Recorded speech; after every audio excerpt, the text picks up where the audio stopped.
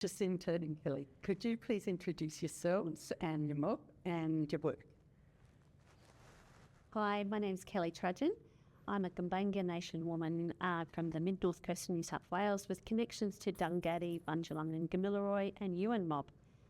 I'm a clinical nurse by background, primarily emergency, and currently I'm working as an Indigenous advisor to Cancer in Australia to, I guess, all things cancer focused. And I'm a North Queensland Murray woman. My grandfather was a man who was taken away from Cloncurry and taken to Palm Island. His mother, we know, came from somewhere in the Gulf, and we don't exactly know where she came from. And so, you know, I always just say I'm a North Queensland Murray. I've been working and living in North Queensland for most of my adult life, working in public health at James Cook University. But about 8 years ago, I moved to Melbourne as Pro-Vice Chancellor Indigenous. And that was just really important and opportunity, but also what it allowed me to do was start to think about things differently. Cancer Australia brought me out as a consultant a couple of years ago to help think about where we are as Indigenous mob in the cancer journey of Australia, trying to move things forward. You both very generously and honestly shared your lived experience that has informed your policy work. Do you mind sharing some of that and where it's taken you? What are the questions that you're asking particularly? I guess for me, especially when I was approached, I guess, you know, as I said, I come from an emergency department, critical care background, and I never, while I have looked after many people with cancer, because they all come in through the doors after hours in emergency, I never thought of, I never understood what cancer really meant for our mob until my dad was diagnosed with cancer. And then I looked at the inequities of, you know, his late diagnosis and him dying within less than 3 weeks of diagnosis with a stage 4 pancreatic cancer. It really made me feel that, yeah, we were the mob that we don't get to have survivorship. We don't get to have the journey that most people go, I've come in with chemo and, you know, I've got febrile neutropenia, which I was seeing all the time as an emergency nurse. You didn't see a lot of black people in that situation. So that really turned me around. And when Cancer Australia asked me to come on board as an advisor, it was, with my strategic policy background, you know, I was at the time just finishing up a role with Queensland Health as the Director of Nursing for the Office of First Nations Health, which had a very strategic policy, you know, role in rolling out programs throughout Queensland, focus on Indigenous health and reducing inequities. This gave me more of a chance to be focused on, you know, cancer and supporting my mob. And when I then looked back at it, it wasn't just my dad that died of cancer. It was his brother's got cancer now, his sister's got cancer, and all these great uncles, aunts and cousins have all had cancer. And, you know, we always joke about it, but when we catch up as mob, we're always at sorry business, we're always at funerals, and a lot of it is cancer related. I'd like to make it that we're just catching up just to have a barbie or something, you know. So yeah, I guess that's my passion is why, and I'm very gracious that Jacinta and I had connections before, and she said, oh look Kelly, because I've been really passionate with the genomics framework stuff we've done, the cancer grants that we've been working on, so that we can actually change the tide, I think. Yeah, key. Jacinta? Repeat the question again, please. What your lived experience, and it's been a very exhausting lived experience with your health. How's that? Could you just share a little of that with us and what questions it's led you to follow in your work? Yeah, thank you. I guess, you know, as a North Queensland young Murray woman, I was very fortunate in a lot of ways. I had in my mind as a kid growing up, getting out of school, that I was going to go into accounting and economics and stuff. That was my passion. My mother, though, had this kind of funny idea. My mother worked in the high school space as a community education counsellor, and one day she brought home the application and told me to fill it out, and it was an application for medicine. And so I did what kids did when their parents told them things. I did what she told me, and I applied for medicine, and I got into the space of thinking, oh yeah, I'll go and do medicine. I was really fortunate. I got accepted into medicine at Newcastle Uni, and that took me away from Townsville into Newcastle into a very different sort of space. Though 18 months into medicine, I remembered again, actually, this is not what I want to do. I've ended up in something that my mother told me to do versus what I wanted to do. And so that took me back into another place, and I withdrew from medicine and I went back into accounting and economics, which is what I wanted to do. And I'll tell you the story just because it's a part of that sort of critical stuff of what happens to us. At that time, my parents were in this really difficult time of a family breakup. And as a result of me staying in Newcastle, my father asked to come to me for Christmas after him and my mother got a divorce that same year. And he was coming down to see me for Christmas, and we had the planes going into strike mode and all those sorts of things that year in 1989. And as a result, my dad was in Kempsey, in the Kempsey bus crash, and was killed. And I was just 19. And so that kind of changed my life in a very different way in the context of trauma and what happened to me. And I only share that story because I think that's critically important to what's happened to our mob when they've lived with trauma in their life, and the disadvantage of breaking up families and stealing people and taking them away and all of the challenges. That stuff has really impacted on mob in a different way. So as a result of that, my life kind of went a bit crazy for a few years, and I started to run amok, and I moved back to North Queensland, and I did all sorts of really weird things. And not weird as in weird, but weird as in, just not focused. And in my very early 20s, because I was 19 when Dad died, in my very early 20s, I somehow got tapped on the shoulder to go and start a job at James Cook University, working in public health, to do a project on cervical cancer for Aboriginal and Torres Strait Islander people. And that project and the other project that the Anton Baranil Centre was doing that year were probably the first two projects focused on cancer for Indigenous mob in Australia. And that sort of set up my career in a funny way. It allowed me to get into the space of thinking about communities in a different way. So it's been a very long journey, but cancer was kind of at the beginning of my journey as a career drive. And then it's come across, of course, as I've ended up with breast cancer, and then I've continued to keep focusing on how do we help our mob navigate through their cancer journeys in a different way. Talking about survivorship, you were talking at the conference about the fact that you've had a pretty tough journey, but you have had a lot of treatment, a lot of knowledge, a lot of people to support. And that makes you think, what for others? Yeah, look, I think, we can see that even now. I mean,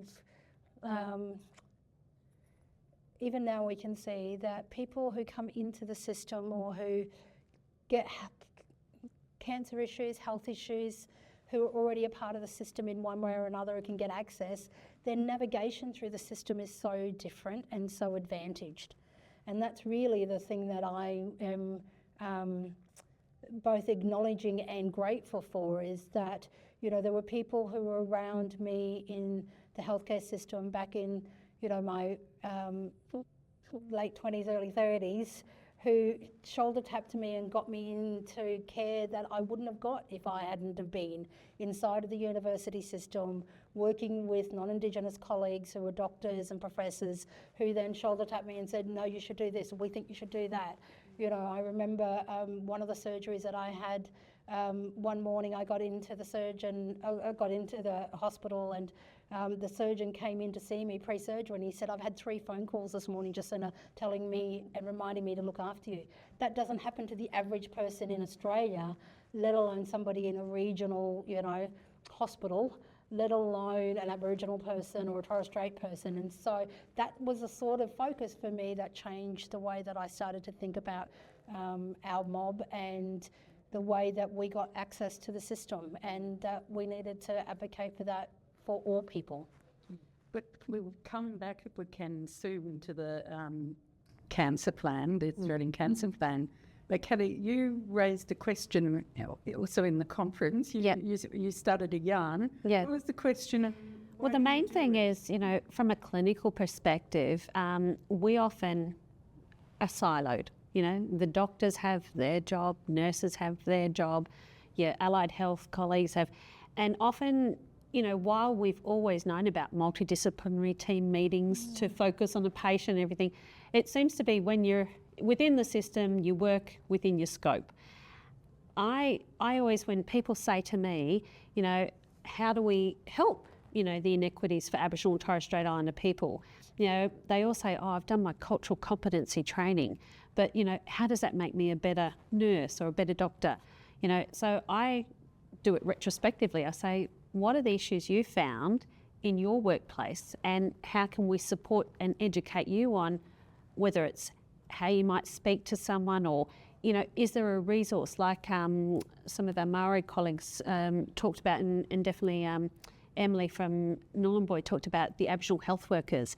They are such a crucial part of our health system, because they're the trusted people, so our mobs, because often they live and work in community, and so they will, a lot of our mob will trust them before they'll trust this nurse coming to put a needle in your arm or something like that. So I always like to, the only way we're going to do effective change management is actually put it back into reflective practice to these practitioners. How can they be more culturally competent in the delivery of their care? Not their knowledge up here, it's the delivery of their care. Which probably, if we move then from that to the big picture, Jacinta, that you're involved in with the Australian Cancer Plan and the Aboriginal and Torres Strait Islander Cancer Plan. You said the Australian Cancer Plan is great that it has a third, I think, reference About a third, the focus on Aboriginal and Torres Strait Islander people. How is it tracking? Because it has a target of survivor equity by 2030?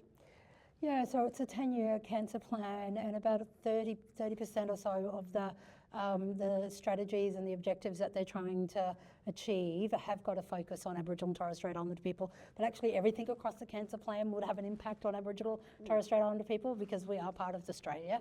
But the fact that the cancer plan is strongly highlighting the need for Aboriginal and Torres Strait Islander people and other equity groups becomes really critical. So, other equity groups being, those people who don't do as well in cancer care systems as the average Australian. And I just think that's really important. Like, we are in a very privileged place in Australia. We've got a lot of good things that work and happen well for the average person.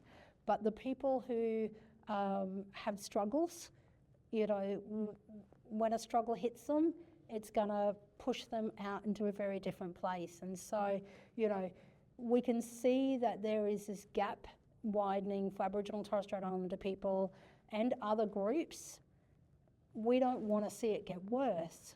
We need to see it get addressed. And that's really what the cancer plan's trying to do. It's trying to say, over the next 10 years, or the current 10-year period, how can we start to improve cancer care for everybody? Of course, we're going to continue it for every other Australian. But for those groups who've got the biggest needs, we're going to really try to address them, and that's what the cancer plan's trying to do. The key thing that Dorothy, so our CEO, Dorothy Keefe, she always quotes, if we get it right for Aboriginal and Torres Strait Islander people, we'll get it right for everyone. Yeah, it's interesting. Well, let's apply that to the upcoming election. And you had some reflections at the conference about the election and the referendum. Would you like to comment in any way about the impact of either on Aboriginal and Torres Strait Islander health, particularly in cancer care? Yeah. What you'd like to see done? Yeah, look, I mean, I think, again, we are a privileged country. And there are people who do really well in our society and will continue to do well, because that's the reality of the type of country that we are. And yes, we've got challenges going on all around the world, political challenges and things like that. But, you know, it's not to say that life isn't tough for people, but there are still some groups that are doing really poorly. And, you know, I think that that's what people need to think about when they're considering, you know, what they're going to do in terms of voting for this upcoming election. You know, are the people who you're voting for really going to uphold the people who are challenged in our society in a way that we really need? I think that's the thing that for me becomes really interesting. I spoke about the voice to Parliament, you know, the Aboriginal and Torres Strait Islander voice referendum that we had a couple of years ago. And, you know, that was such a challenging space. When you look at the outcome of that, it is why it was the voice, why it was a referendum. It's a national referendum so that we get a decision that the Australian population can uphold. And we upheld it, we have to uphold that the Australian people said no to the voice. But that then doesn't take away the problems that we as Aboriginal and Torres Strait Islander people were trying to see addressed by it. And yes, there are some Aboriginal and Torres Strait Islander people, and some have got names that are similar to mine, who didn't see that as being as important for our mob. But the people who really needed it are the people who are in regional and rural and remote communities who've got very significant challenges that they are facing with a lack of services and a lack of care in all sorts of different environments. And, you know, I think where we sit now as a country and where we're going to be in 5 years' time or 10 years' time will be a critical thing given the tensions that we've got across the world right now. And I think politically, you know, it was raised in the forum about funding. You know, we've got a prime time now to actually let governments of all ilk, you know, whatever colour they want to wear, be aware that, you know, this 10-year cancer plan will only be effective where they actually, you know, put the funding there so that we can actually make sure that we can roll out the services to those people that need it, you know. And if that's just simple as, you know, resources that needed to be developed to either help health literacy, or is it resources that we can get people safely to, you know, specialist cancer care services. We can't just go, well, we already know the PAT system doesn't work. Well, we need to change it. Yeah, PATs across the country needs to be changed. Yeah, for everyone, not just Aboriginal and Torres Strait Islanders. So that's a patient-assisted transport scheme. And so some of the inequities is if you live rural and remote, but then some of the inequities, the model that they apply is the distance that you live from the service. Now, I always use the analogy of a beautiful auntie that I help look after in Caboolture, which is Metro North in Brisbane, which is less than 50 k's to the Royal Brisbane. But because of her diagnosis and her wound, she couldn't catch a train to the Royal Brisbane for her specialist outpatients appointments. She didn't have family that could support her to get there, and if she was to catch a cab, it'd be well over $100. So, but because she lived within 50 k's, she was not eligible for patient-assisted transport. And so that's somebody who's in Brisbane, you know, sort of essentially, but what if you're somewhere else? Yeah. You know, in regional rural areas, the challenges that people are facing around patient transport schemes is atrocious all over the country. Correct. And so I think, you know, we've got a prime thing to really lobby those, you know, the parties to actually say, you know, we have to fund this. It's not just for, as you say, specialist groups like our Aboriginal Torres Strait Islander mobs or our rural remote. We need to do it for everyone. But again, as Dorothy says, if we get it right for the Aboriginal Torres Strait Islander mob, everyone's going to have equitable cancer services. Yeah, that's a great one down at the top of the list for our candidates and MPs, isn't it? Yeah. Thank you very much for your time. Is there anything either of you, both of you, would like to say that we haven't touched on, or any special messages for the conference? Or I just probably go back to, it really resonated me when you were talking, you know, Dorothy's got it right, you know, get it right for our mob, and we've got it right for everyone for cancer services. I think for me, It's been really great to be here and be a part of the conversations and to hear what's going on and the focus and the thinking. And you know, I think if we remember, you know, one of the big issues that we've got is to grow the number of Aboriginal and Torres Strait Islander people who work in these sort of fields that would make a difference, particularly, you know, radiation services in particular. And, you know, I'm conscious that our first Aboriginal and Torres Strait Islander medical graduates only happened in the early 90s to 2000s. So it's not like we've been doing this a long time here in Australia. So we have very small numbers of Aboriginal and Torres Strait Islander people employed and engaged in radiation, medical imaging. Downstairs that I met that there is a radiation oncology nurse in Austin Health. Who's Indigenous, yeah. And I was Yeah, very but the numbers are excited. small. So I think that's going to be one of the critical things, is seeing the numbers increase over the next decade of Indigenous mob working in these fields as well. And I think the people who are here are really keen to try to keep exploring that. Thank you both very much. All right, thank you. Thank you.